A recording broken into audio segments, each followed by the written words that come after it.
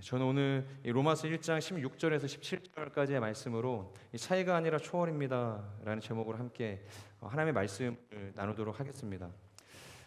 제가 정신이 없었는지 이 말씀을 봉독하는 것도 지금 깜빡하고 있네요. 이 전도사님의 부재가 얼마나 크게 느껴지는지 다시 한번 사랑하고 축복합니다. 전도사님, 저희 16절에서 17절 한 목소리로 읽도록 하겠습니다.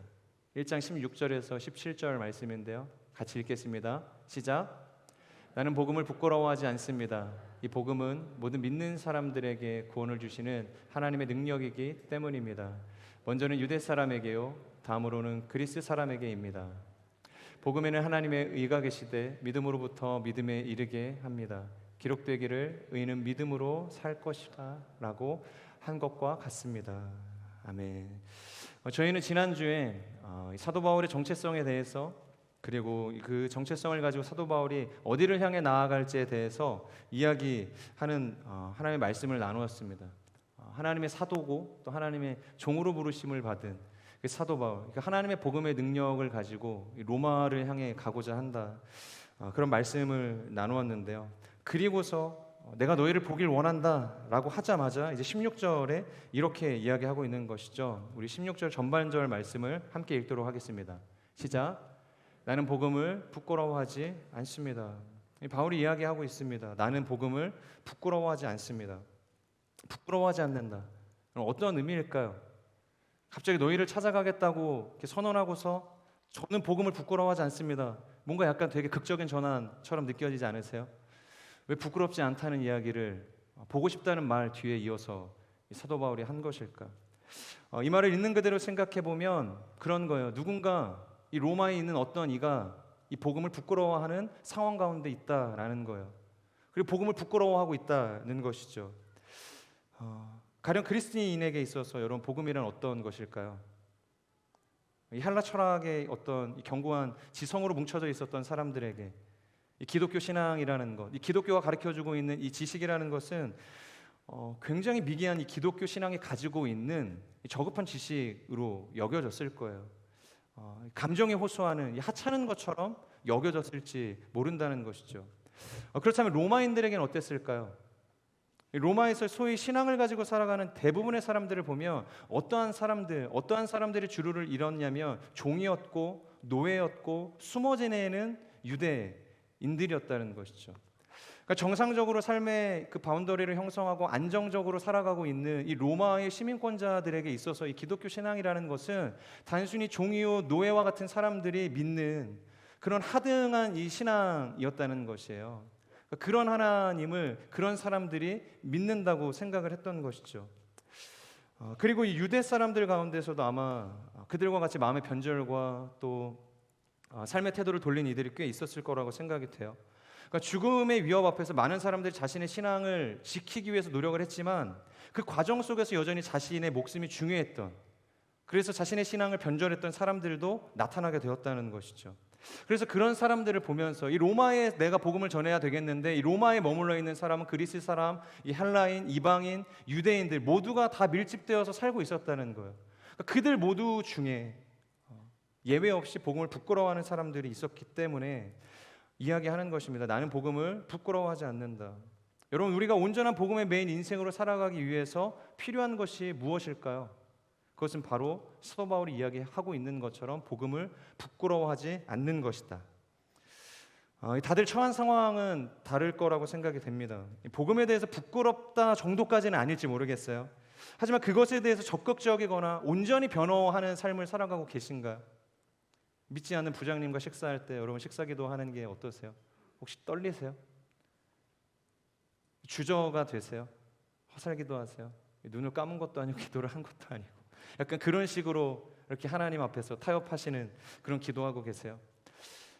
가까운 사람들을 이제 만났을 때도 이제 비슷하죠. 그러니까 나의 그 숨겨진 면모, 나의 과거를 잘 아는 사람들 앞에서 그런 어떤 변화된 성숙한 이 신앙의 모습들을 보이는 것 자체도 사실 쉬운 일은 아닙니다. 오히려 나를 모르는 사람에게 나의 신앙을 드러내는 것이 훨씬 더 쉬울 때가 많이 있어요.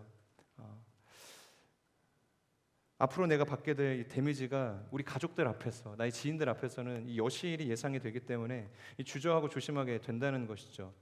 그런 우리의 모든 상황 가운데 지금 그래서 사도 바울이 이야기하고 있는 거예요. 그러니까 정도의 차이는 있을지 모르겠지만 우리 모두 다 이 복음을 부끄러워하는 상황 가운데서 살아가고 있다는 것이에요. 그런데 부끄러워하지 말아라. 왜냐하면 복음은 부끄러운 것이 아니다라고 이야기하는 것입니다. 여러분, 맛집은 홍보를 하지 않죠. 엄청 홍보를 하고 있는 맛집을 여러분 맛집이라고 할 수 있겠어요?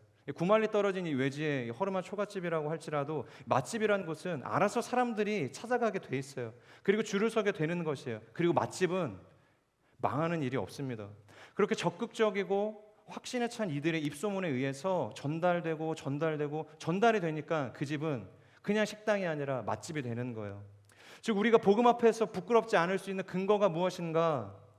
그것은 복음을 분명히 경험한 사람은 고백할 수밖에 없게 된다는 것이죠. 맛집을 전하듯 그것을 홍보할 수 있는 인생을 살아가게 된다는 것이에요. 이처럼 복음을 경험한 사람은 그 앞에 반응할 수밖에 없는 것이죠. 근데 여러분, 경험한다는 말은 다른 말로 우리가 기억한다는 것으로 해석할 수 있습니다. 그러니까 우리가 하나님을 기억하기 때문에, 그러니까 나의 일상 가운데, 인생 가운데, 과거 가운데 역사하셨던 그 하나님의 행동하셨음을 우리가 기억하기에 우리는 오늘과 내일을 살아갈 수 있는 그 담력을 얻을 수 있게 되는 것이죠. 누가복음에 나오는 이 둘째 아들을 한번 생각해 보세요. 방탕했죠.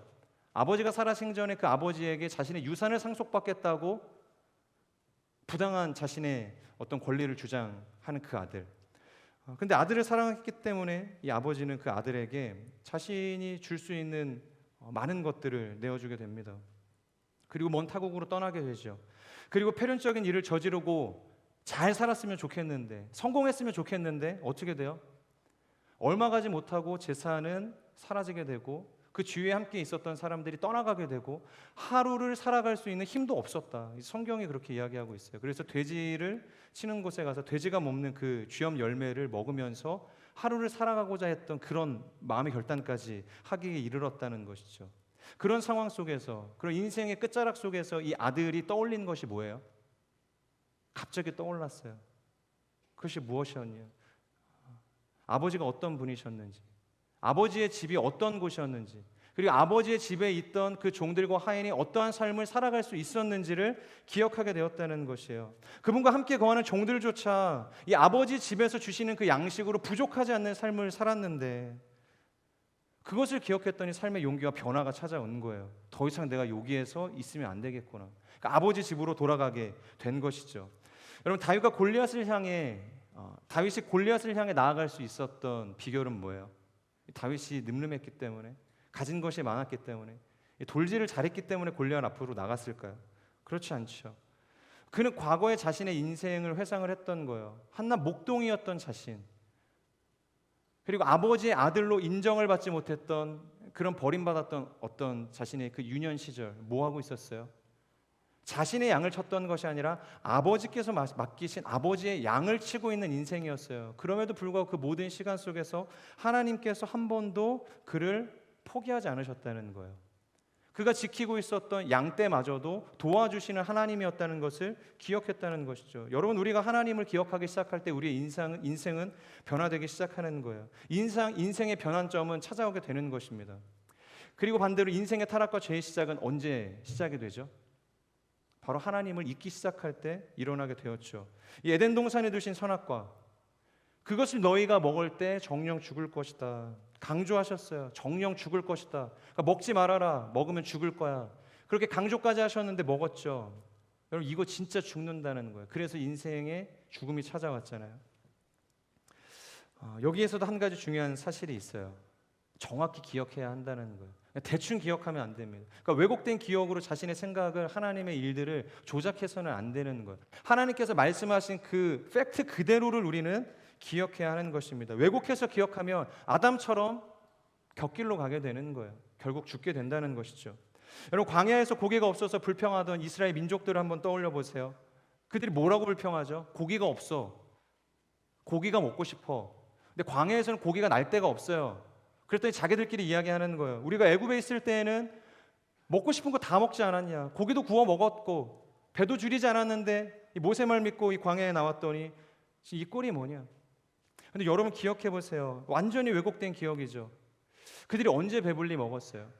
그들이 죽겠다고, 못 살겠다고, 하나님 제발 우리 좀 살려달라고, 이 애굽에서 우리를 건져내달라고 그들의 탄식 소리가 하늘에 닿았다. 그것이 이 출애굽기 1장에 나오고 있는 핵심 메시지예요. 그래서 시간이 지나서 하나님이 그 애굽의 그 모세를 보내신 거 아니었어요. 사랑하는 여러분, 하나님을 기억하시는 인생을 사십시오. 하지만 기억하실 때 온전히 그 말씀, 그리고 그분이 행하신 일들을 기억하실 수 있는 복된 인생이 되기를 축복합니다. 자, 다시 돌아와서 여러분, 교회는 어떻게 탄생이 되었을까요? 교회. 갑자기 기억 얘기하다가 지금 교회 얘기를 제가 하고 있어요. 교회는 왜 탄생되었을까요? 혹시 이곳에서 교회 탄생 스토리를 아시는 분 계세요? 교회는 왜 생긴 거야? 누가 만약에 물어봐요. 여러분 뭐라고 얘기하시겠어요? 사도행전의 성령 강림을 통해서 초대교회가 만들어지긴 시작했어요. 그리고 확장되어서 저에게까지 복음이 넘어왔습니다. 이것이 사실 팩트 얘기는 해요. 그리고 그 이전에 이 교회라는 개념을 예수님께서 주셨죠.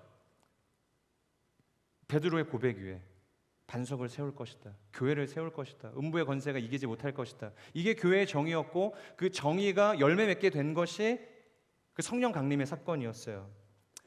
그런데 또 다른 의미들이 있어요. 이 유대인들의 삶의 저변 가운데 다른 개념으로 존재하고 있었던 것이에요. 그것이 무엇이었냐면 기업 공동체로서의 교회였다는 것이죠. 자, 예수님이 세상에 오셨어요. 그리고 예수님 몇 년 사셨어요? 30년 남짓한 시간 살다 가셨잖아요. 그 세월 동안 예수님과 만났던 사람들에게 예수님은 수많은 흔적들, 기억들을 흘려보내고 가셨다는 거예요. 그리고 그 흔적이 너무 아름다웠기 때문에 많은 사람들이 모여서 함께 그 흔적들을 나누기 시작합니다. 예수님이 우리 불렀을 때 기억나? 그러니까 밤새 그물을 던졌지만 이 잡히지 않았던 그 허탈감 가운데 지쳐있을 때 우리에게 찾아오셔서 말씀하셨잖아. 내가 너희를 사람을 낚는 어부가 되게 할 것이다. 나를 따르라. 그리고 골짜기를 지나갈 때 우리에게 말씀하셨던 그 주님의 음성 기억나? 무엇을 먹을까? 무엇을 마실까? 무엇을 입을까? 고민하지 마라. 그러니까 들에 핀 백합화를 봐라, 하늘의 새를 봐라, 다 하나님이 먹이시고 입히시지 않냐. 이 솔로몬의 모든 영광도 이것만 하지 못하다. 하나님께서 주시는 그 은혜만 하지 못하다. 비록 우리는 가난했지만 그 주님의 말씀으로 우리의 마음이 얼마나 뜨거워졌었는가. 그런 이야기들을 하는 거예요. 이런 이야기를 하면서 이제 예수님은 우리 가운데 육신을 갖고 있지 않으시지만 함께 그 기억을 나누면서 지금 우리가 힘들지만 포기하지 말자. 견고한 신앙 가운데 다시 한번 우리가 일어서자. 그렇게 그들이 모여서 그 예수님의 흔적들, 기억들을 나누게 되었던 것이에요. 여러분, 이렇게 모인 사람들이 처음부터 예배당을 짓고서 모인 것이 아닙니다. 오늘은 우리 집에서, 내일은 너희 집에서 이 아름다운 흔적들을 나누어 보자. 여러분, 이것이 최초의 교회가 출발했던 교회의 시작점이었다는 것이에요.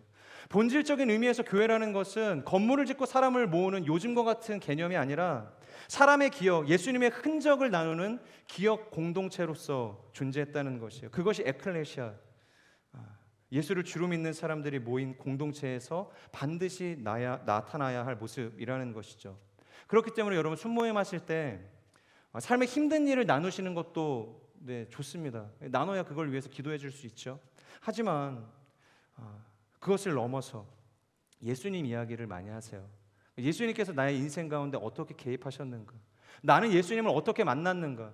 나의 인생이 어떻게 예수님을 통하여서 지금까지 변화되어져 왔는가? 그 예수님과의 흔적을 여러분들 나누실 수 있으면 좋을 것 같아요.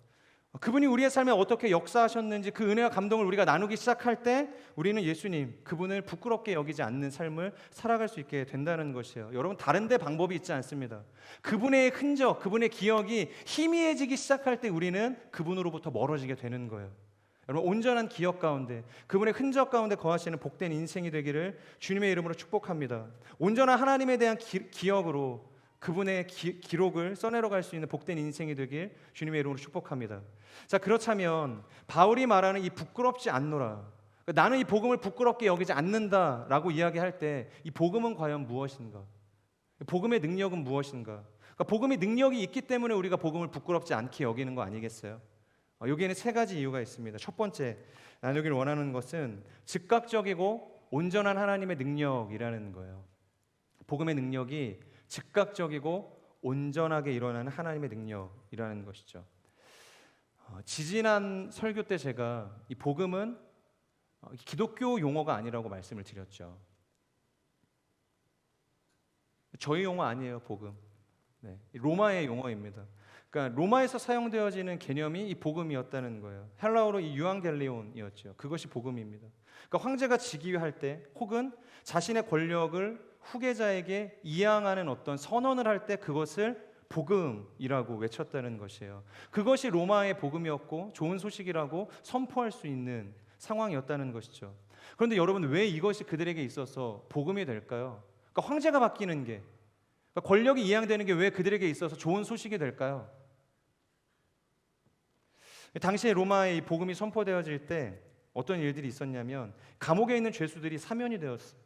그리고 재판을 받고 있는 자들이 형량이 그 즉시 감형이 되어졌습니다. 그리고 소작농들에게 물자들이 보급되었고 그리고 그들의 줄인 삶을 채워주는 일들이 일어나게 되었다는 것이에요. 그러니까 노예의 신분으로 있던 이들에게 자유마저도 선언해 줄 수 있었던 시기, 그게 바로 이 황제가 복음을 선포할 때 일어나는 일들이었다는 것이죠. 그렇기 때문에 이 황제의 직위, 그 복음이 선포된다는 것은 단순히 어떤 이 상징적인 개념이 아니에요. 그러니까 추상적인 개념이 아니라는 거예요. 그러니까 복음이 좋은 소식이고 굿 뉴스라는 걸 우리가 알지만 그것이 그냥 마치 우리가 열심히 신앙생활을 해서 어떤 임계점에 도달했을 때 잭팟이 터지듯이 그렇게 일어나는 그런 결과물이 아니라는 것이에요. 복음이 선포되어질 때 그 즉시 우리는 그 복음의 영향력 가운데로 들어가야만 한다는 것이죠. 그것이 복음이 가지고 있는 능력이에요. 자, 이렇게 생각하면 쉬울 것 같아요. 아울리치를 가고 싶어요. 근데 돈이 없습니다. 보통 성인 청년들은 자신의 통장 잔고를 확인할 수 있잖아요. 그러니까 나의 경제관념이 있기 때문에 내 통장의 잔고를 확인하고 회사의 스케줄을 확인하고 바로 그 일정 보고 금액 보고 못 가겠는데, 그게 결정이 되지 않으세요? 그런데 제가 지난주에 그 대학부의 한 목사님의 이야기를 듣게 됐어요. 그러니까 아울리치를 신청을 하는데 아무도 신청을 안 하더래요. 열심히 설교하면서 그분도 설교에 그 아울리치에 굉장히 그 포인트를 주셔서 설교를 하셨대요. 여러분, 아울리치 가셔야 돼요. 여러분들을 위해서 아울리치를 5개나 열었어요. 뭐 이런 식의 막 설교를 하시면서 강권적으로 사도 바울처럼 우리 로마 가야 된다, 이렇게 이야기를 했는데 아무도 반응이 없는 거예요. 그래서 끝나고 나서 신청자 들어왔냐, 자기가 생각했던 수치가 아니었던 거예요. 공동체 너무 뜨겁고 분위기 좋아서 많이 갈 줄 알았는데 없는 거예요, 거의. 그리고 뭐지 이러고 있는데 갑자기 아이들이 뒤에서, 아이들이 아니죠, 그 대학부 친구들이 핸드폰을 들고서 어디에 전화를 하기 시작하더래요. 들어봤더니 엄마랑 통화하고 있는 거예요. 그러면서 이야기를 하는 거죠. 엄마 지금 몇 월 며칠 폴란드 아울리치가 있는데 금액은 280만 원이래요. 나 가도 돼? 그러니까 엄마의 결정이 필요한 거예요. 그러니까 자신이 할 수 있는 게 아무것도 없는 거죠. 물론 뭐 그 안에서 경제적인 관념이나 규모가 있고 모아놓은 돈이 있다면 혹은 뭐 알바를 해서라도 갈 사람들은 갔을 거예요. 그런데 그분이 그때 끝나고서 올라가서 이제 보니까 많은 친구들이 이제 엄마 아빠에게 전화를 해서 아울리치 가도 되냐고, 아울리치 일정을 브리핑하고 있었다는 거예요. 여러분, 이런 상황에서 안 된다고 하시는 부모님이 얼마나 되겠어요? 아들이 이 어려운 시기 속에서 정말 신앙의 마음을 가지고 선교하겠다고, 로마로 가겠다고 그러고 있는데 안 된다고 하실 부모님이 없겠죠. 어려워도 보내주시는 거예요. 그래서 알겠다고, 계좌번호 알려달라고, 입금해주겠다고 그렇게 이야기하는 것입니다. 이게 복음이에요. 그러니까 단순히 그 계좌에 돈이 꽂아지는 것이 복음이 아니라 바로 일어나는 현상이라는 거예요. 내가 입금해줄게. 그러니까 그 안에 있었던 결핍이 바로 회복이 되는 거예요. 어머니가, 아버지가 내가 보내줄게. 마치 복음이 이와 같다는 것이죠. 복음이 선포되어졌을 때 우리 안에 있었던 이 모든 결핍과 어려움들이 그 즉시 회복되어져야 한다는 것이죠. 여러분, 이것이 복음이 가지고 있는 실제적인 능력이라는 거예요. 물론 돈을 입금해 주는 것이 좋은 일이지만 우리가 그것 때문에 복음이라고 이야기하는 것은 아니에요. 그만큼 복음은 즉각적이어야 하고 온전하게 우리의 결핍을 채워줄 수 있어야 한다는 것이죠. 하나님의 복음이 이런 것입니다. 로마 황제의 복음이 선포되었을 때 사면이 일어나고 죄가 탕감이 되어지고 사람들의 삶의 질이 향상이 되고 노예였던 자들이, 종이었던 자들이 사면을 받게 되어지고 자유를 얻게 되어지는 것. 여러분, 하나님의 복음의 현장에도 이런 놀라운 일들이 그 즉시 일어나야 한다는 거예요. 근데 우리에는 그런 믿음이 없잖아요. 아울리치를 떠나고 선교지로 갔을 때 복음을 전하지만 그 사람이 바로 바뀔 거라는 기대를 하지 않잖아요. 그런데 복음은 그런 능력을 가지고 있다는 거예요. 그렇다면 누가 문제예요? 저희가 문제라는 겁니다. 저는 올 여름 우리가 국내를 가든 해외를 가든 이 복음의 능력 가운데에서 실제적이고 즉각적으로 온전하게 열매를 거두게 하시는 그 하나님의 선교 역사에 함께 하시는 복된 인생이 되기를 축복합니다. 누가복음 4장 18절에서 19절을 보면 이렇게 이야기하고 있어요. 제가 읽겠습니다. 주의 성령이 내게 임하셨으니 이는 가난한 자에게 복음을 전하게 하시려고 내게 기름을 부으시고 나를 보내사 포로된 자에게 자유를 눈먼 자에게 다시 보게 함을 전파하며 눌린 자를 자유롭게 하고 주의 은혜의 해를 전파하게 하려 함이라. 그리고 예수님도 누가복음 7장 22절에서 이렇게 이야기합니다. 예수께서 대답하여 이르시되 너희가 가서 보고 들은 것을 요한에게 알리되 매gin이 보며 못 걷는 사람이 걸으며 나병 환자가 깨끗함을 받으며 귀먹은 사람이 들으며 죽은 자가 살아나며 가난한 자에게 복음이 전파된다 하라. 사랑하는 여러분, 이것이 복음이라는 거예요. 복음은 추상적이고 개념적인 어떠한 형태가 아닙니다. 즉각적이고 분명한 삶의 열매들, 결과물들이 나타나야 한다는 것이에요. 우리가 코로나 이후의 회복을 기대하고 또한 부흥과 또 공동체 안에서의 또 하나 되어짐을 우리가 소망하는 꿈들을 꾸죠. 여러분, 그 소망은 언젠가 하나님께서 이루어 주시겠지. 지금은 아닌 것 같아. 올 여름 지나고 겨울 지나고 한 내년 이맘때쯤 되면 하나님께서 다시금 회복을 주시겠지. 여러분, 이런 개념 아니라는 거예요. 만약에 하나님께서 그런 공동체에 대한 회복을 주셨다면 그 즉시 오늘부터 이 순간부터 하나님의 복음의 능력이 흘러갈 것에 대한 믿음의 고백을 가지실 수 있는 복된 인생이 되기를 축복합니다. 마치 우리가 이 청약 통장에 차곡차곡 돈을 넣어서 당첨이 돼도 그 집으로 못 들어가요. 계약금 넣고 중도금 넣고 한 20년 갚아야 비로소 내 집 되는 거예요. 좋은 제도죠. 그런데 여러분, 복음은 그런 게 아니라는 거예요. 즉각적으로 이루어지는 것입니다. 복음이 선포되어지면 그 복음에 있는 능력이 나에게 찾아오는 것이에요. 자, 두 번째, 복음의 특징이 무엇인가? 하나님의 의가 계시되었다는 것이에요. 저희 17절 이 전반절을 함께 읽겠습니다. 시작. 한 번 더 읽겠습니다. 시작. 복음에는 하나님의 의가 계시되었다 이야기를 하고 있죠. 여기서 이 의라는 것은 이 원어적인 의미로 우리가 풀어서 생각을 할 때 적당히라는 뉘앙스예요. 적당히. 하나님의 의가 적당이라는 개념을 가지고 있어요. 여러분, 정서적으로 이 적당이라는 이 의미가 좋지만은 않으시죠? 적당히 하는 사람을 좋아하는 사람이 이곳에 있을 거라고 생각하지는 않습니다. 저도 중국에서 학교를 다니면서 그때 알바를 많이 했었거든요. 사장님이 입에 달고 살았던 말이 있었어요. 뭐였냐면 주인의식을 가져야 한다. 최대형처럼 주인의식을 가져야 한다. 제 자랑을 하는 게 아니라요.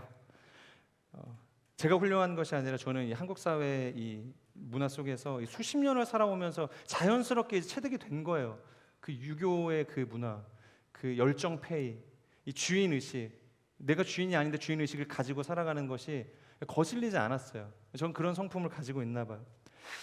지금 세대는 물론 전혀 공감하지 못할 수 있을지 모르겠어요. 열정페이, 주인의식 이런 것들이 다만 저에게는 어렵지 않았다는 거예요. 사장님이 저를 그래서 되게 좋게 보셨어요. 근데 함께 일하고 있는 이 중국 친구들은 개인적인 일들이 너무 중요한 거예요. 그래서 1분이라도 근무 시간이 오버하게 되면은 사장님에게 추가 근무 수당을 요구하는 거죠. 돈이 중요해요. 자기의 시간이 중요한 것이에요. 그리고 자신의 스케줄이 있으면 회사가 아무리 사정을 하고 요청을 해도 타협해 주는 법이 없어요. 그냥 집에 가요. 그래서 사장님이 항상 저와 그들을 비교했어요. 최대형처럼 주인의식을 가져야 한다. 네, 아무도 안 웃으시네요. 네, 여러분, 이처럼 적당히라는 표현은 누구에게나 다 사실 듣기 좋은 이야기는 아닙니다. 왜냐하면 최소한의 태도처럼 소극적으로 느껴지기 때문이에요. 그런데요, 왜 성경에서 이 하나님의 의, 정말로 중요한 이 복음적 가치를 설명하고 있는 이 의에 이 적당이라는 표현을 사용했냐라는 것이죠. 왜 이 적당이라는 의미를 담고 있냐는 것이죠. 다시 말씀드립니다. 바울이 복음에는 하나님의 의가 계시되었다고 이야기하고 있어요. 그런데 이 의가 뭔지 아세요? 그것은 바로 예수 그리스도를 이야기하는 거예요. 그러니까 하나님의 의가 계시되었는데 그 의는 예수 그리스도다. 그러니까 즉 우리가 의롭게 될 수 있는 이유는 예수님께서 죽으시고 부활하신 그 능력을 통해서 우리가 의롭게 되어졌다라는 것을, 그 복음에는 하나님의 의가 계시되어졌다, 예수님께서 담겨져 계신다라는 것을 설명하고 있는 거예요. 자, 그러면 다시 설명을 제가 드리도록 하겠습니다. 구약시대를 살던 사람들이 자신의 죄를 사함받기 위해서 무엇을 했죠? 제사를 드렸죠. 구약에 5대 제사가 있죠. 그들은 끊임없이 제사를 드리고 제물을 죽여서 자신의 정결함을 위해서 삶을 살아갔어요. 하루마다 드려야 할 제사, 그리고 1년에 한 번 드려야 할 제사, 그리고 공동체가 모였을 때 드려야 할 제사, 그리고 특별히 부정한 삶을 살았을 때, 죄를 범했을 때 드려야 할 제사, 정말로 너무나도 많은 제사들이 있었다는 거예요. 그것을 통해서만 그들이 선민으로서 정결함을 유지하며 살아갈 수 있었던 것이기 때문이죠. 그들이 제사를 매일처럼 드려야 했던 이유는 무엇인가? 그것은 그 제사가 완전하지 않았기 때문이에요. 그 불완전한 제사였기 때문 그들은 매일 그 제사를 드릴 수밖에 없었던 것이죠. 죄 씻음의 능력은 분명 그 제사 가운데 있었지만 한계가 자명했어요. 그러니까 유효기간이 있었다는 것이죠. 그리고 더 나아가서 우리가 예배의 회복, 거룩한 예배의 부흥을 꿈꿀 때 어떤 장면을 연상하죠? 그러니까 하나님을 정말 뜨겁게 예배했던 사람이 누구예요? 다윗이잖아요. 다윗만큼 정말로 하나님을 찬양했던 사람이 없습니다. 예배했던 사람이 없어요. 여러분, 다윗의 장막을 기억하시죠? 정말로 꺼지지 않는 다윗의 그 열정과 하나님의 임재가 그 장막 가운데 충만했다. 그래서 우리가 다윗의 장막을 회복해야 한다라는 그런 이야기를 하면서 예배 부흥을 우리가 노래합니다. 그런데 사도행전을 보면 베드로가 성령을 받고 이렇게 예언해요. 아모스 선지자의 예언을 인용해서 선포합니다. 내가 다윗의 무너진 장막을 다시 세울 것이다. 완전한 장막이었다고 한다면, 그 다윗의 열정과 그곳에 임재하는 하나님의 영광이 완전한 것이었다고 한다면 그 다윗의 장막이 무너져 있을 필요가 없는 것이죠. 지금까지도 그 장막은 존재했어야 하는 거예요. 그런데 무너져 있다는 거예요. 그런데 성령이 오시면 그 무너진 장막이 다시 회복될 것이다 이야기하는 거예요.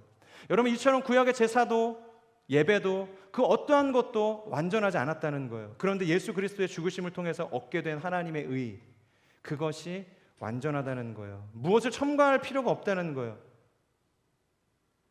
그래서 어떤 사람들은 이것을 값싼 은혜라고 이야기해요. 값싼 은혜. 예수 믿으면 구원받는다. 그래서 값싼 은혜 아니야? 너무 쉽게 우리가 그 은혜를 소유하게 되니까 값싸다고 이야기하는 거예요. 그래서 팀 켈러 목사님의 이 복음에 관련된 책을 보면, 그러니까 세상 사람들이 복음을 부끄러워하는 가장 큰 이유가 이 값싼 은혜라는 개념 때문이래요. 그러니까 예수 믿으면 구원받는다고, 세상에 누구도 예외 없이 구원받을 수 있다고, 그렇다면 난 그런 예수 믿을 수 없어. 그리고 카리스마 사역을 하거나 이 신유 사역을 하는 그런 단체들을 가면 뭐라고 이야기해요? 예수 믿어도 구원 못 받는다는 거예요. 그러니까 안식일도 지키고 유월절도 지키고 교회 생활도 잘해야, 그리고 우리 공동체로 와야 구원이 보장된다, 그렇게 이야기하는 거예요. 그러니까 세속화된 교회 안에는 구원이 없다고 이야기하는 거죠. 여러분, 과거에 트럼프 대통령이 기독교 단체와의 인터뷰 중에서 그런 이야기를 했어요.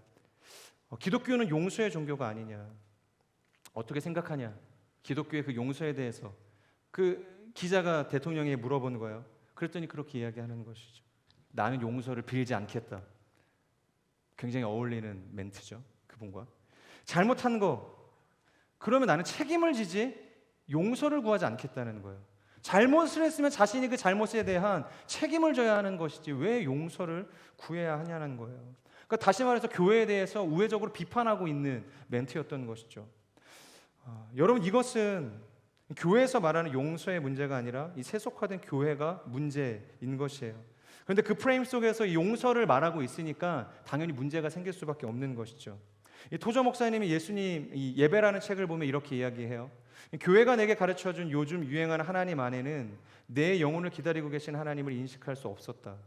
나에게는 창조주가 필요했는데 내가 소개받은 것은 거대한 사업가였다. 여러분, 이것이 교회고, 그리고 우리가 가지고 있는 신앙의 민낯이라는 거예요.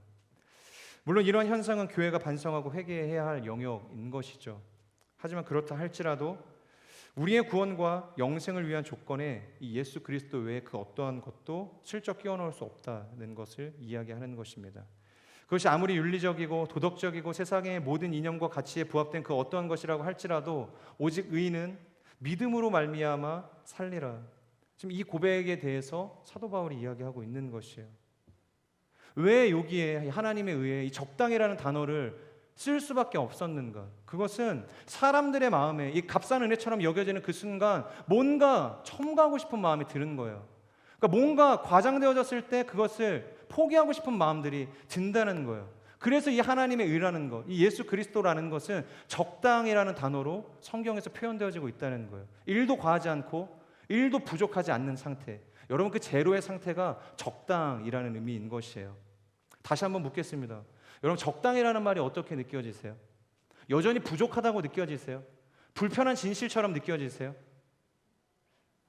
다시 말씀드리지만 여기에는 예수 외에 그 어떠한 것도 없다라는 이 사도 바울의 굳은 결의와 믿음이 녹아져 있다는 것이에요. 그렇기 때문에 사랑하는 여러분, 적당히 예수 믿으세요? 아멘을 안 하시네요. 적당히 사랑하시고 적당히 예배하세요. 물론 이 부분만 들으시고 악의적으로 해석하지 마시고 조금도 부족함 없는 온전한 삶으로 내가 살아가겠다라는 그 적당히의 결심을 할 수 있어야 한다는 거예요. 우리 좌우에 계신 분들에게 그렇게 한번 축복했으면 좋겠습니다. 적당히 예수 믿으세요. 부끄러우세요? 적당히 예수 믿으세요. 한 번만 더 인사했으면 좋겠습니다. 적당히 예수 믿으세요. 네. 우리 마지막 세 번째 특징입니다. 세 번째 특징은 하나님이 시작해서 하나님이 끝내신다는 거예요. 우리 17절 A와 B 저를 함께 읽도록 하겠습니다. 시작. 복음에는 하나님의 의가 계시되 믿음으로부터 믿음에 이르게 합니다. 그러니까 복음에 하나님의 의가 계시되었어요. 그리고 난 다음에 이 복음이 가지고 있는 능력이 무엇인가? 믿음으로부터 믿음에 이르게 한다는 것이에요. 여러분, 사람만큼 긴 양육의 과정을 갖고 있는 존재는 없죠. 그러니까 아이가 왔을 때 그때부터 벌떡 일어났으면 참 좋겠는데, 사람 구실했으면 좋겠는데, 그런데 이놈을 품에 안고 우유를 먹이고 또 우는 것을 달래고 정말로 긴 인고의 시간을 경험하고 난 다음에 사람이 돼요. 저희 딸이 지금 3살인데 아직도 제가 볼 때는 멀었어요. 자, 이제 아이가 처음 집에 옵니다. 우유를 먹이고 이제 되었다 싶어서 눕혀놓죠. 그렇게 시간이 좀 흐르면은 아이가 서서 이제 뒤집기를 시작합니다. 그리고 뒤집기를 하고 나면은 이제 일어서겠다고 바둥거리다가 이제 고개를 먼저 드는 훈련을 스스로가 하게 돼요. 훈련은 아니죠. 사실 본능적으로 이제 바둥거리는 현상일 뿐인 거예요. 그러다가 이제는 좀 힘이 붙게 되면은 배밀이를 하기 시작합니다. 배로 막 이제 다니기 시작하는 거예요. 사람인데 배로 막 다니기 시작해요. 그러면서 엉금엉금 배로 가고 싶은 곳들을 다 다니게 돼요. 그리고 여기서 좀 더 힘이 붙게 되면은 이제 네 발로 걷기 시작합니다. 이때부터 애가 굉장히 바빠져요. 그동안 가고 싶었던 곳들을 이제 서서히 정복하는 이제 삶을 살아가게 되는 거예요. 그리고 여기서 힘이 좀 더 붙게 되면은 어느 순간 이 엄마 혹은 할머니가 보는 앞에서 주먹을 불끈 쥐고 인생의 첫 걸음을 떼는 순간이 찾아와요. 굉장히 오래 걸렸어요. 기다렸던 순간이었습니다. 그런데 꼭 이때 아버지들은 그 곁에 없어요. 그리고 전화로 항상 이야기하죠. 우리 딸이 걷기 시작했어. 첫 걸음을 뗐어. 이제 그런 이야기를 듣죠. 여러분, 그 광경을 볼 때 엄마와 할머니가 뭐라고 이야기를 할까요? 할머니가 엄마한테 수고했다 그럴까요? 엄마가 그 할머니한테 진짜 그 3년 동안 너무 수고 많으셨어요. 아이가 드디어 걷기 시작했어요. 그러지 않죠. 아이고 우리 새끼 잘했다. 아이고 우리 새끼 잘했다. 이 아이를 칭찬하게 이른다는 거예요. 용하다. 이뻐 죽겠다. 그러니까 모든 존귀와 칭찬과 영광을 다 이 아이에게 보내주는 거예요. 그런데 여러분 한번 생각해 보세요. 얘가 한 게 뭐가 있어요? 한 게 아무것도 없어요. 그 아이가 두 주먹을 불끈 쥐고 인생의 첫걸음을 떼기까지 누구의 노력이에요? 부모의 노력이라는 거예요. 부모의 보호 아래서, 양육 아래서 이 아이가 걸을 수 있게 되었다는 것이죠. 그럼에도 불구하고 모든 칭찬은 이 아이의 몫이 된다는 것이죠. 여러분, 히브리서 믿음장을 보면 그렇게 표현해요. 아브라함은 믿음으로, 요셉은 믿음으로, 라합은 믿음으로, 계속해서 믿음으로 그들이 인생을 살아냈다고 이야기를 해요. 그런데 여기서 말하는 믿음이 뭐냐는 말이에요. 여러분, 구약의 믿음의 조상들, 이 히브리서 기자가 이야기하고 있는 믿음으로 그들의 인생을 하나님 앞에 올려드렸다고 말하는 그 사람들의 과거를 한번 생각해 보세요. 그들의 결과가 아니라 과정을 보라는 거죠. 그러니까 얼마나 큰 죄와 수치를 하나님께 그리고 자신의 인생에 저지르는 삶을 살아갔냐는 것이죠. 그러니까 얼마나 긴 과정을 통해서 하나님께서는 그들의 마음을 다시 설득하고 돌이키고 힘내게 하셔서 그들을 하나님의 품으로 인도하셨냐는 거예요. 그런데 신약에 가서 그 공로를 전부 누구에게로 돌려요? 믿음으로 모세는, 믿음으로 아브라함은, 믿음으로 라합은 하나님의 몫이 아니라 전부 우리의 몫으로 돌려주고 계신다는 거예요. 그러니까 여러분, 이 믿음은 누가 시작한 거예요? 우리가 생각해보면 이 믿음은 우리가 시작한 게 아니라는 거예요. 하나님이 시작한 믿음이고 하나님께서 만드신 의의 결정체라는 거예요. 그래서 믿음으로 믿음에 이른다는 말은 정확히 이런 뜻입니다. 하나님의 끊임없는 긴긴 설득과 기다림. 하나님의 끊임없는 긴긴 설득과 기다림. 그 과정 속에서 우리가 어느 날 탄성을 지르며 내가 이제 믿게 되었습니다를 그냥 고백할 뿐인 거예요. 그분의 인내와 기다림 끝에 우리의 믿음이 자라나게 된다는 것이에요. 여러분, 내가 지나온 시간들을 한번 생각해 보세요. 내가 예수 그리스도를 믿습니다라고 고백하는 그 순간부터 여러분 구원을 얻었다고 생각을 하시죠? 사실 실제적으로 보면 그렇지 않아요. 그러니까 수사학적으로는 그때 구원을 얻는다고 우리가 말할 수 있을지는 모르겠지만 그 이전부터 하나님께서 내가 그 고백과 그 자리에 떠밀려 올 때까지 모든 것을 계획하시고 섭리하시고 간섭하셨다는 거예요. 그분이 나를 인도하셨기에 내가 구원의 고백을 하나님 앞에 올려드릴 수 있었다는 것이죠. 때로는 막다른 길로 내몰기도 하시고 인생의 역풍을 맞고 쓰러지기도 하고 병듦과 이 연약함과 험한 어떤 인생의 고난들을 경험하기도 했어요. 하지만 끝끝내 하나님께서는 우리의 인생을 돌이키셔서 이제는 내가 주님을 봅니다 라는 고백을 할 수밖에 없게 만드신다는 거예요. 그때 주님께서 그런 우리를 향해서 뭐라고 이야기해요? 내가 이제 이것을 믿으니 그것이 내 의로 여겨졌다. 자신의 공로로 돌리지 않으시고 우리가 믿음을 통해서 하나님께로 나아왔다 우리를 칭찬해 주신다는 거예요. 여러분, 이것을 믿으세요? 여러분, 이 모든 과정이 우리의 공로가 아니라 주님의 은혜라는 사실을 믿으세요? 하나님이 설령 우리에게 칭찬과 존귀와 영광을 돌리셔도 이 모든 것이 하나님의 덕분임을 여러분 믿으세요? 그것이 하나님의 은혜라는 사실을 우리는 고백할 수 있어야 한다는 거예요.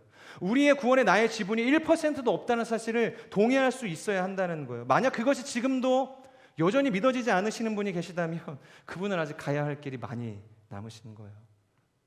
여러분, 스스로에게 한번 자문해 보세요. 그리고 지나왔던 모든 시간들을 한번 곰곰이 복귀해 보세요. 하나님의 은혜가 아니고서 내가 이곳에 올 수 있었는가? 그분이 우리의 하나님이시기에 우리 지금 이곳에서 숨쉬고 예배할 수 있는 것입니다. 여러분, 콜포에 우리가 그 홈커밍 데이라는 타이틀을 가지고 초청을 했죠. 물론 자발적으로 오신 분들도 계실지 모르겠어요. 하지만 누군가의 이끌림, 기도를 통해서, 간절함을 통해서 이곳에 오신 분들도 계실지 모르겠다고요. 여러분, 이것은 순장님 잘 둔 덕일까요? 친구 잘 둔 덕이에요? 아니면 내가 의지와 결단이 동해서 아이고 나 잘했다, 그걸까요? 물론 잘 하셨어요.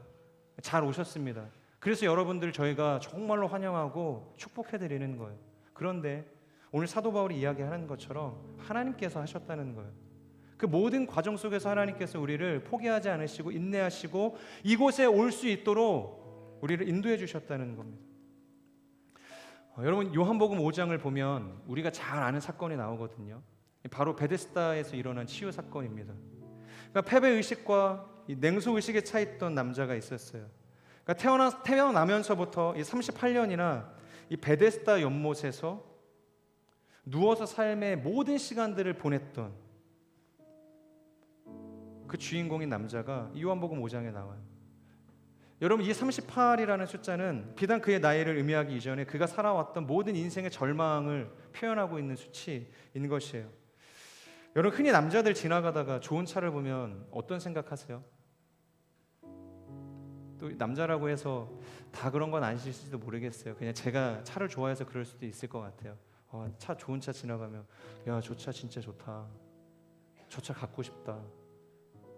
나중에 저 돈 많이 벌어도 그 차 못 사겠지만 속으로 그렇게 생각하는 거잖아요. 야, 나중에 나 돈 있으면 저 차 사야지. 그런 생각 안 하세요? 그런데 그렇게 소유에 대해서 소망을 하지만 사실 그것이 이루어질 것에 대한 갈망이 사실 저에게는 1도 없어요. 안 될 거라는 걸 알거든요. 그렇지만 이미 그냥 내뱉고 보는 거예요. 돈이 궁색한 사람들도 속으로는 그렇게 생각하죠. 야, 나도 진짜 빌 게이츠처럼 돈 많은 인생 한번 살아보고 싶다. 그렇게 살아야지. 한다고 해서 정말로 그것이 현실적으로 이루어질 거라고 생각하면서 살아가세요? 그 길을 위해서 걸어가세요? 그렇게 여기며 살아가는 사람은 없다는 거예요. 여러분이 베데스다에서 38년 동안 자신의 병이 낫기를 위해서 갈망했던 그 환자, 여러분 이 친구는 어땠을까요? 이 환자는 어땠을까? 누가 나를 저 못에 넣어서 나의 병에 치유되었으면 좋겠다. 그의 내면에 품고 있었던 그 갈망, 사실은 그가 품은 갈망은 이루지 못한 갈망에 대한 절망은 아니었을까? 그런 생각을 하는 거예요. 머리로는 생각하고 마음으로는 품어보지만 무엇이 일어날 것이라는 분명한 믿음이 없는 거예요. 확신이 전혀 없는 고백 가운데 그냥 어쩔 수 없이 그 자리에 있는 것입니다. 자신조차 그런 일이 일어날 것이라고 전혀 생각하지 않는 거예요. 왜 베데스다에 있는 거예요? 치유받기 위해서 사람들이 그곳에 나오는 건데 자신은 치유받을 것에 대한 일말의 기대와 소망도 없이 항상 38년 동안 하루도 거르지 않고 그 자리에 갔다는 것이죠. 그 베데스다는 그 38년은 그에게 있어서 벗어날 수 없는 삶의 자리이자 절망의 자리였어요. 그런데 갑자기 누군가 찾아와서 그에게 말을 겁니다. 누구시죠? 예수님이 갑자기 찾아오시는 거예요. 아무런 관계도 없던 예수님이 베데스다를 지나가다 그 사람을 보시고 가셔서 툭 말을 거시는 거예요. 그리고 이렇게 이야기하죠. 내가 낫고자 하느냐? 정말 쓸데없는 질문이에요. 낫고 싶어서 그곳에 와 있지 않았겠어요? 정말로 막 힘들어서 죽겠는 사람한테 가서 너 힘들어? 그렇게 물어보면 그 마음이 어떻겠어요? 이 사람도 마음이 빈정에 상한 것 같아요. 그래서 그의 답변이 굉장히 싸늘해요. 그리고 이렇게 이야기를 합니다. 저 연못에 넣어주시기나 하세요. 그리고 뭘 하려고 하지 마세요. 어차피 안 되는 거 아니까. 더 이상 나에게 희망 고문하지 말라고 이야기하는 거예요. 문맥을 보면 되게 이상해요. 저 연못에 넣어달라고 하는 건지 아니면 그냥 내버려 두라는 건지 전혀 알 수 없는 말을 냉소적으로 그렇게 예수님에게 던지고 있는 것이에요.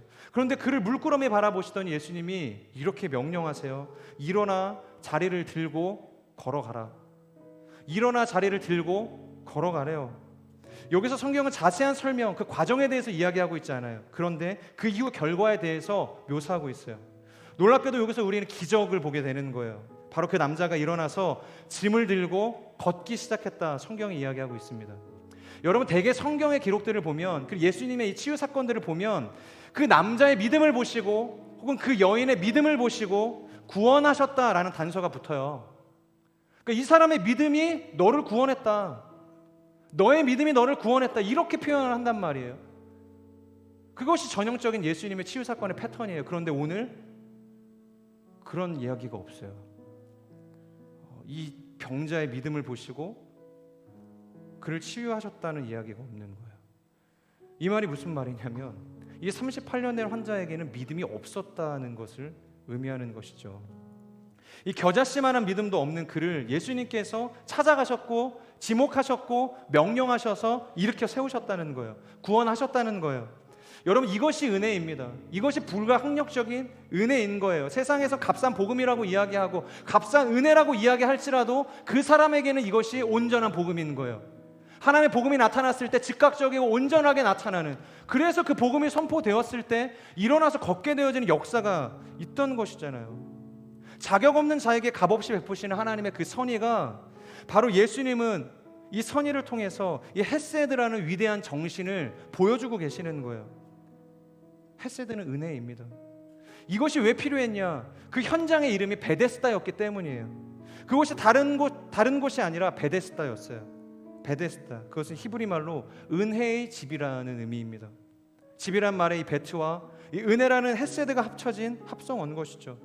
즉 은혜의 집에서 은혜가 무엇인지를 보여주신 거예요. 공평한 듯 보이지만 이 실상은 무한 경쟁으로 강한 놈만 살아남았던 이 무자비한 자비의 집에 오신, 자비의 집이 무자비해요. 경쟁이 있어요. 강도들이 들끓고 있습니다. 그 자비의 집에 오셔서 예수님께서 베데스다의 정신을 회복시켜주고 계신다는 거예요. 사랑하는 여러분, 우리에게도 마치 이와 같은 이 38년 된 환자와 같은 예수님의 은혜가 필요합니다. 그 헤세드의 정신을 가지고 오늘도 우리에게 마음의 문을 두드리고 계시는 예수님의 은혜가 필요합니다. 여러분, 우리가 믿음을 만들고 자격 없는 자가 자격을 세우고 그 자격을 부여하는 것이 아니라 오직 믿음으로부터 믿음에 이르게 하시는 그 하나님 아버지의 은혜가 필요하다는 것이에요. 그 어떠한 조건과 상황과 믿음의 죄도 유무도 개의치 않으시고 전적인 자신의 사랑과 은혜로만 품어주시고 우리를 온전케 해주시는 그 하나님 아버지 예수 그리스도의 은혜가 우리에게 필요한 것이죠. 그렇기 때문에 사도 바울이 마지막에 이렇게 선포하고 있는 것이에요. 오직 의인은 믿음으로 말미암아 살리라. 오직 의인은 믿음으로 말미암아 살리라. 여러분 한번 선포해 보시겠어요? 오직 의인은 믿음으로 말미암아 살리라. 나의 믿음으로 내가 하나님께 가겠다는 신앙의 도전이자 결단을 이야기하는 것이 아닙니다. 그저 하나님의 불가항력적인 은혜만을 내가 기대하겠다, 소망하겠다, 그분을 따르는 겸손한 동반자가 되는 인생이 되겠다는 믿음의 고백인 것이에요. 그래서 우리는 오해하지 않아야 합니다. 오직 믿음으로 살겠다는 것이 그 주체가 나에게 있는 것이 아니라 믿음으로부터 우리를 믿음에 이르게 하시는 그 헤세드 정신을 가지고 오늘도 우리에게 마음의 문을 두드리고 계시는 그 예수님의 은혜, 예수님의 사랑에 기초한 것이라는 거예요. 여러분 그것이 오늘 사도 바울이 이야기하고 있는 복음이라는 것입니다. 사랑하는 여러분, 구원받은 우리의 삶은 결코 이전과 같지 않을 것이에요. 다시 이전으로 돌아가는 일은 없어야 할 것입니다.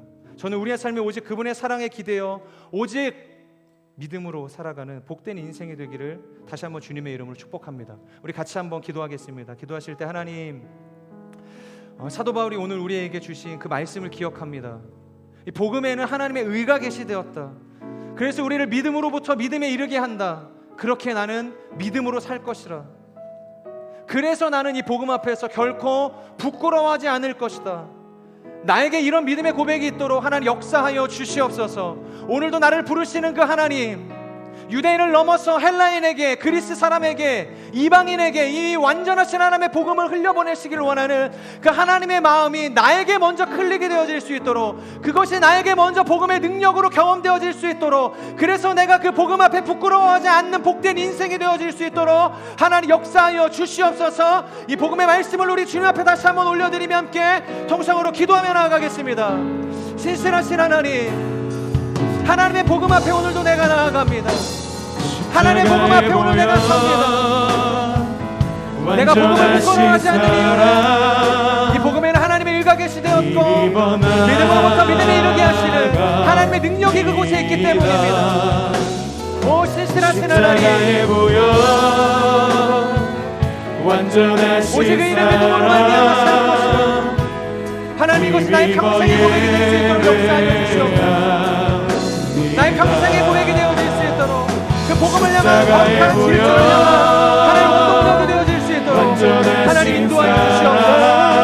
그 하나님의 사랑이 오늘도 나를 붙드셨고, 그 불가항력적인 하나님의 은혜가 오늘도 나를 채우셨고, 그 하나님에서 내가 감사하고 그 복음의 매일 인생으로 살아가기를 다시 한번 결단하는 하나님 은혜의 삶이 될 줄로 믿습니다. 하나님 역사하여 주시옵소서. 다시 한번 이 복음 앞으로 돌아갈 수 있는 하나님 은혜의 인생이 될 수 있도록 하나님 역사하여 주시옵소서. 하나님, 내가 그 복음의 통로가 되어지기를 소망합니다.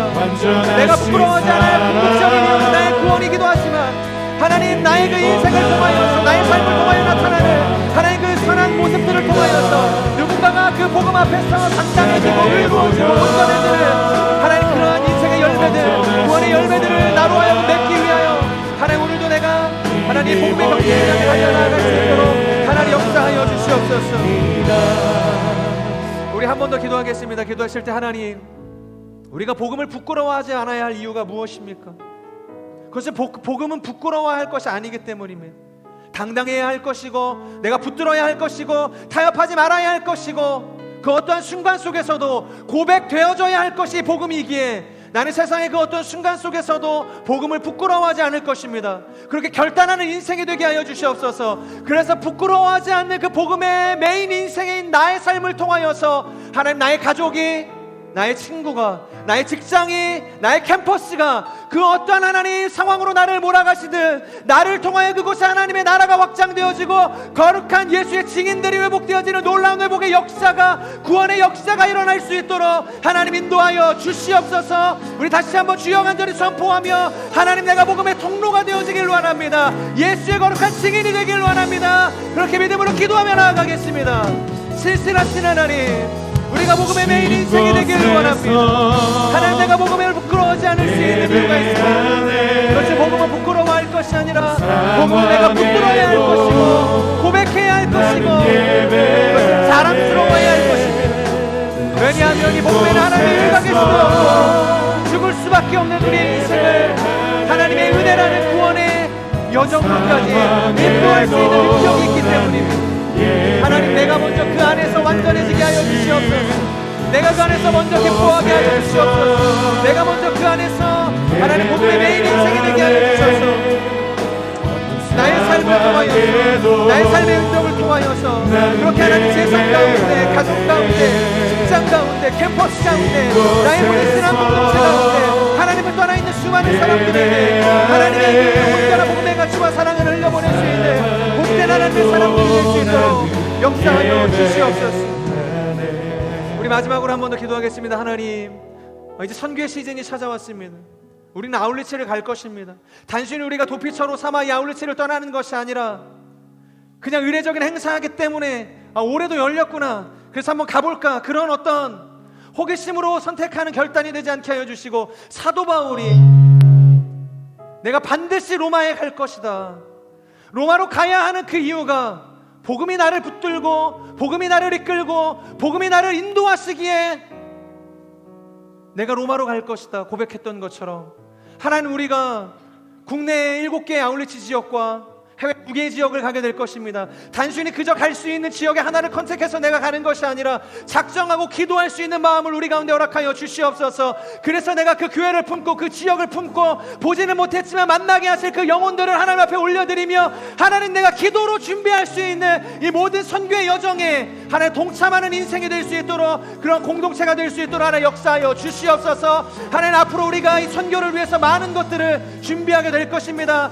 하나님, 예배 선교 컨퍼런스 카운트다운이 준비되어질 것이고, 하나님 FA가 신청되어질 것이고, 장기 선교가 등록이 되어질 것이고, 우리가 수많은 해외 아울리치와 국내 지역들로 나아가게 될 것입니다. 하나님, 복음의 역군으로, 예수 그리스도의 거룩한 증인으로 하나님, 우리가 즐거이 헌신된 하나님의 사람들로 나아가는 이 시즌이 될 수 있도록 역사하여 주시옵소서. 우리 마지막으로 주여 간절히 선포하며 기도하겠습니다.